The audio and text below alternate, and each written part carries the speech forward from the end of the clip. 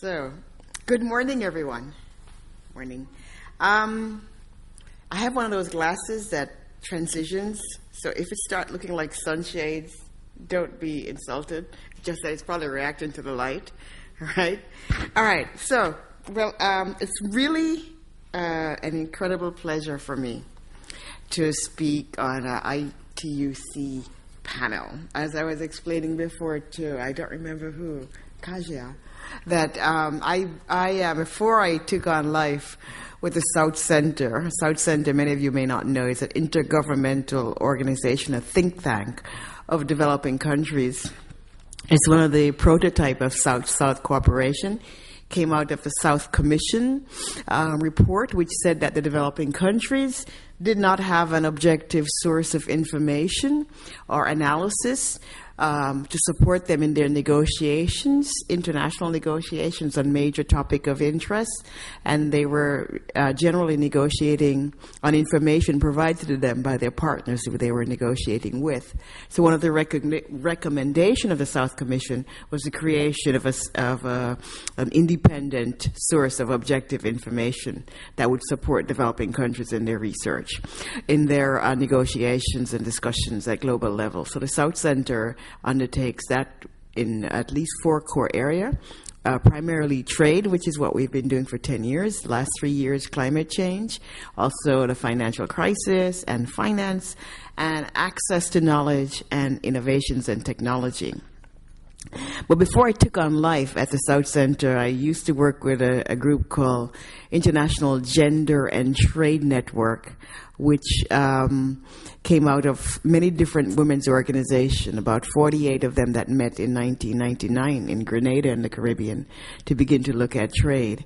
And our first WTO ministerial, I remember back then, James Howard then it was IFCTU.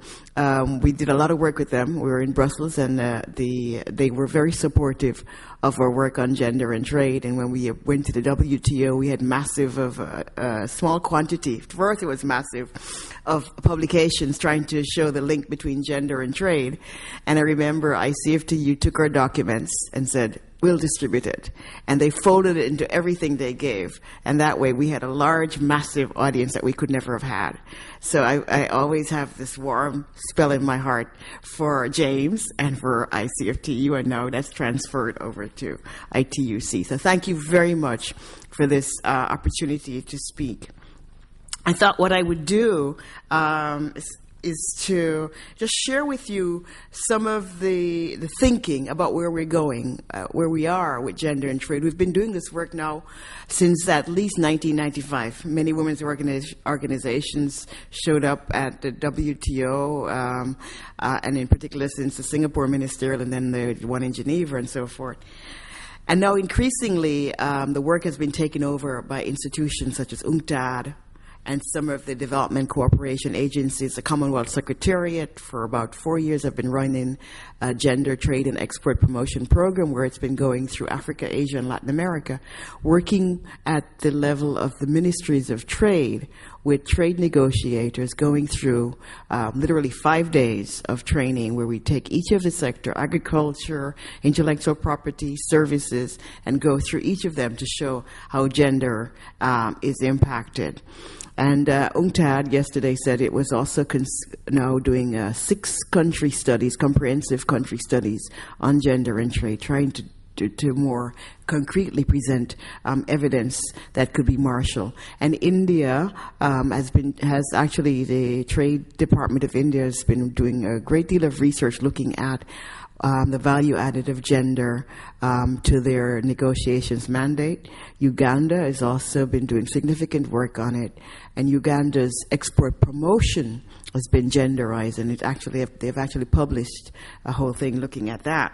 So I thought I'd just share with you some of the broad contours of the gender and trade work as it has evolved and situated in terms of the link and the search for coherence between trade and development, and the search for trade and development benchmark, and what the lack of coherence and integration between trade and social policy areas means.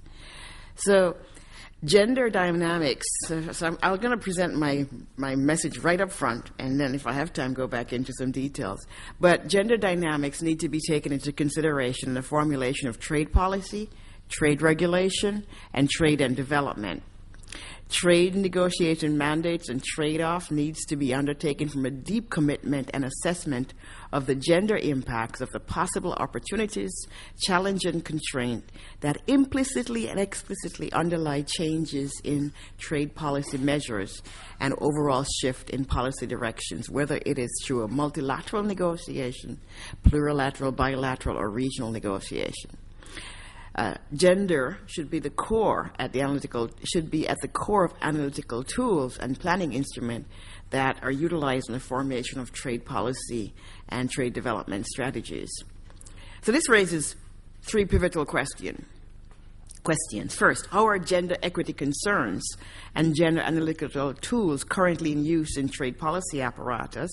And second, what is the scope for furthering this, assuming we have a positive response that it is being used?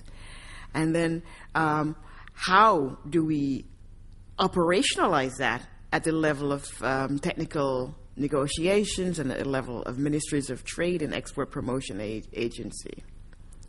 And I think the starting point, certainly of IGTN and all of the women's gender advocates that work on gender and trade, is that the goal of trade should be to achieve the maximum possible gender equitable social and human development in the context of environmental, ecological, sustainability, and food security.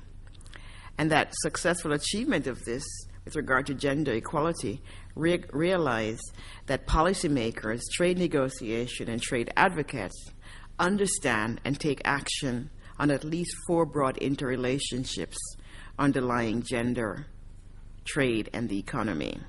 And these four intertwining and reinforcing interrelationships are my basic message today, I think.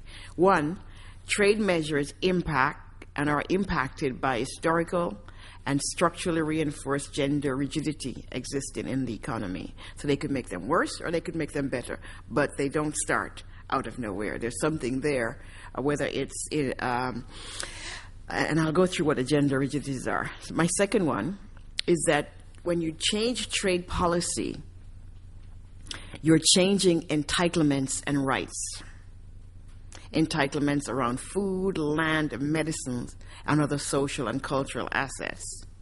You also are impacted people's ability to function and to use their capabilities, their education skills, training, and access to technology. It also has, in terms of their health, their nutritional status, and their access to essential services.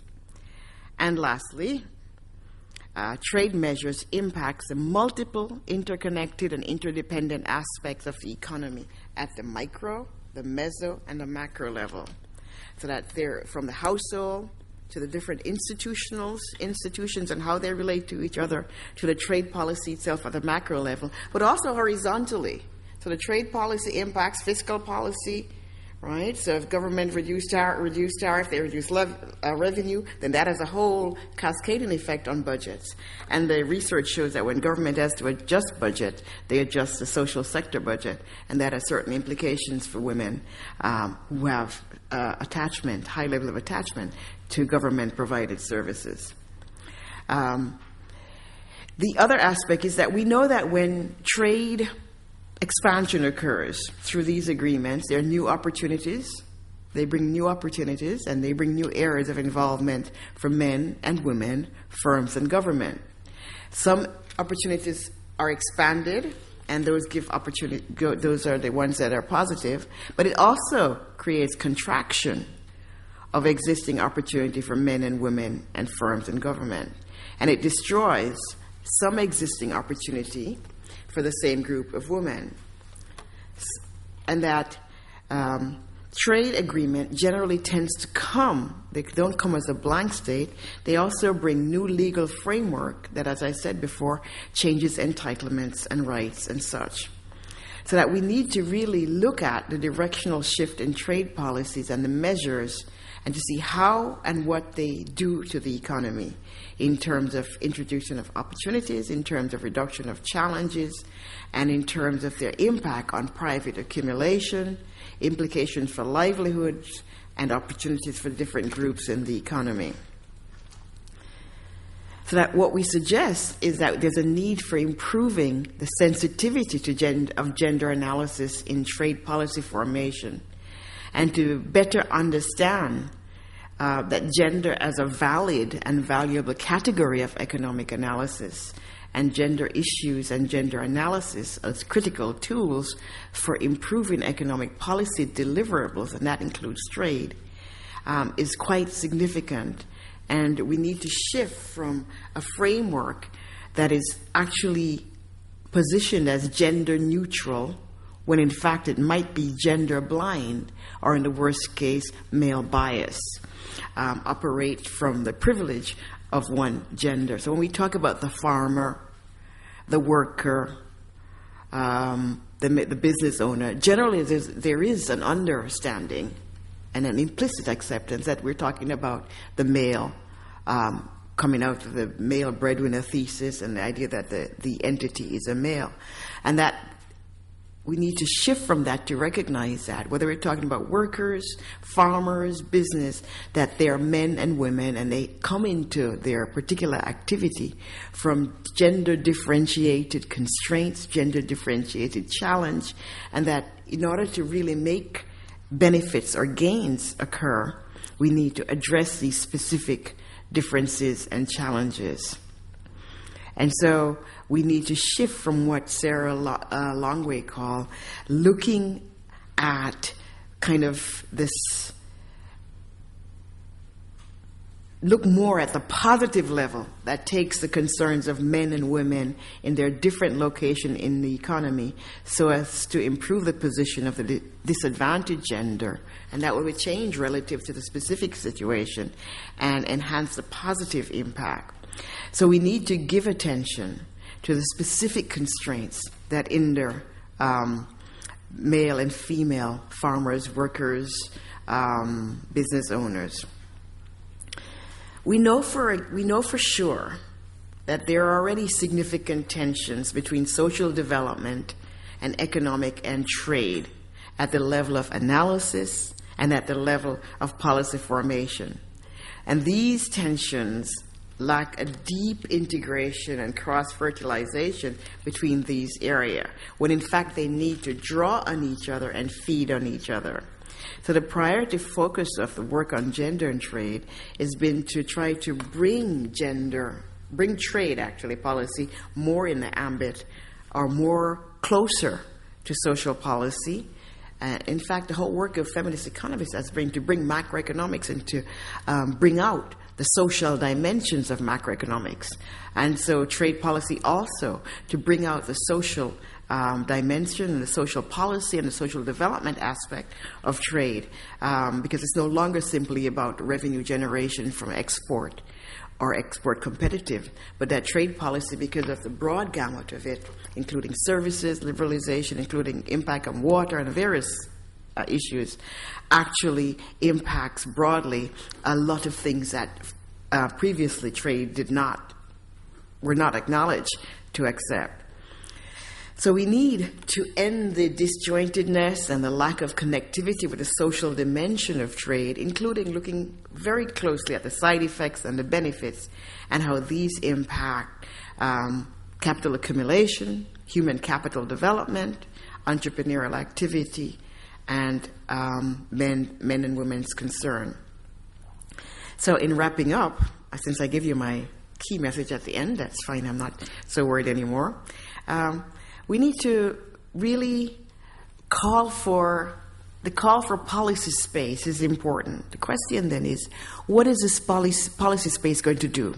We need to have something to imbue the policy space.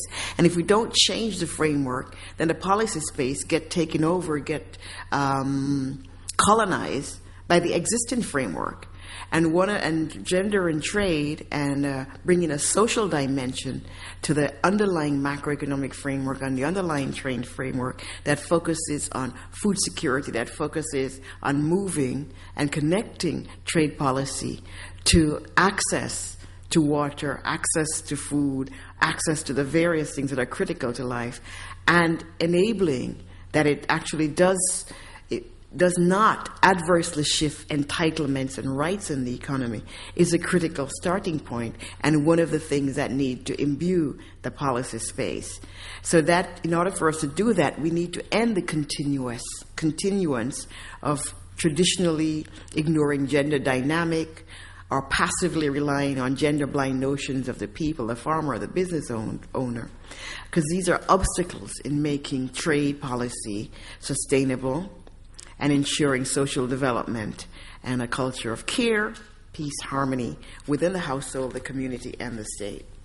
And that occurs also for export promotion, that in fact, within export promotion, we need to look at the gender dynamics in credit allocation, in marketing, in warehousing strategy, in transportation, in access to technology and other information, so that we can meet the needs of women entrepreneurs, both small, medium, and large, in being better able to take advantage of trade opportunities, and where trade agreements and policies will be destructive of those enterprise, we need to build in mitigative policies that actually provides the bridge for women to be able to not be adversely impacted by trade policy. And I will stop and take questions. Yes? Thank you.